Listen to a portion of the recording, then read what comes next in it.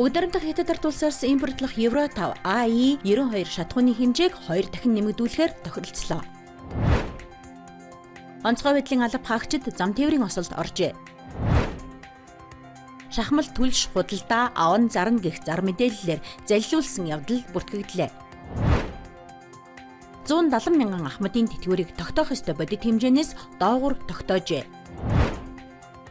Малын хулгайн гэмт хэрэг өмнөх онтой харьцуулахад 19%-аар өссөн байна.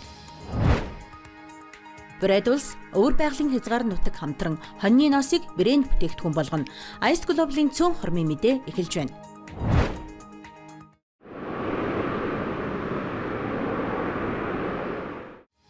Бүгд найрамдах Хятад ард улсаас импортлох Евро 5 стандартын AE92 шатхууны хэмжээг 2 дахин нэмэгдүүлэхээр тохиролцлоо.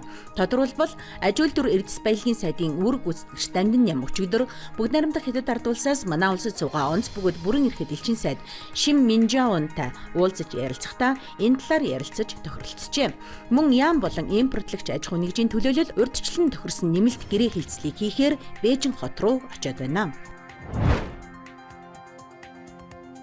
Онцгой байдлын алба хаагчид зам тээврийн осолд оржээ. Тодорхойлбол бүсийн сургалтад оролцохоор явж байсан алба хаагчдын зорчиж явсан том аврын автобус Өвөрхангай аймгийн Хужирт сумын нутаг дэвсгэрт осолдсон байна. Ослын улмаас гэмтэж бэртсэн алба хаагчдыг Өвөрхангай аймаг дахь бүсийн онцлогын эмчилгээний төвд хүргэсэн бол төмөр хязид хавчуулагдсан нэг алба хаагчийн биеийн байдал хүнд байгаа учраас нисдэг тэргээр нийслэлд хүргэхээр болжээ. Шахмал түлш худалдаа аван зарна гэх Facebook группээр дамжуулан 1 тонн шахмал түлш авахар мөнгө шилжүүлж залилуулсан явдал гарчээ. Өнгөрөх 1 хоногийн дотор нийтдээ 12 ийм гомдол мэдээлэл бүртгэгдсэн байна. Тиймээс захим орчинд аливаа зүйлийг худалдан авахдаа урьдчилгаа мөнгө болон төлбөрийг бүрэн шилжүүлэхгүй байх мэдээллийг сайтар нэгтлэхийг цагдаагийн байгууллагаас анхаарууллаа.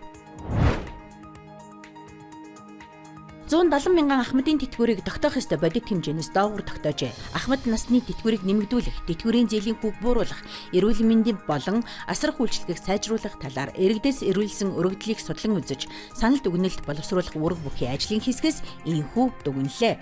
Өнөөдрийн байдлаар нийт ахмадын 92% нь бага буюу 692-аас 800 мянган төгрөгийн тэтгэвэр авч байна. Шинээр тэтгэврт горж байгаа хүмүүс сүүлийн 5 жилийн нийгмийн даатгалын шимтгэлээ өндөр төлж тэтгэврээ өндөр тогтоолгодог болсон нь харилцан адилгүй нөхцөл байдал үүсгэхэд нөлөөлжээ. Тиймээс зөрүүг арилгахын тулд эхлээд инфляцтай уялдуулах, дээр нь мөнгөн дүнээр нэмэх шаардлагатай гэжээ. Малын хулгайн гэмт хэрэг өмнөх онтой харьцуулахад 9.4%-аар өсжээ. Өнгөрсөр нийтдээ 376 удаагийн гэмт хэрэг бүртгэгдснээс 187-г нь илрүүлэн мөрдөн шалгах ажиллагаа явуулж байна. Хэргийг үлдэгчид нь 18-аас 55 насны ажилгүй эсвэл туслах малчид байна. Тэд малчдын анхаарал сул малаа удаан хугацаагаар хариулгагүй орхих үеийг ашигладаг гэжээ.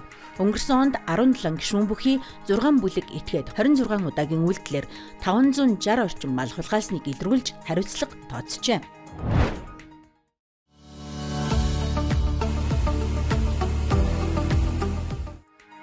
Брэд улс өвөр байгалийн хязгаар нутагтай хамтран хоньны ноосыг брэнд бүтээгдэхүүн болгоно. Брэд улс хоньны тоо толгоогоор уламжлал ёсоор тэргүүлдэг.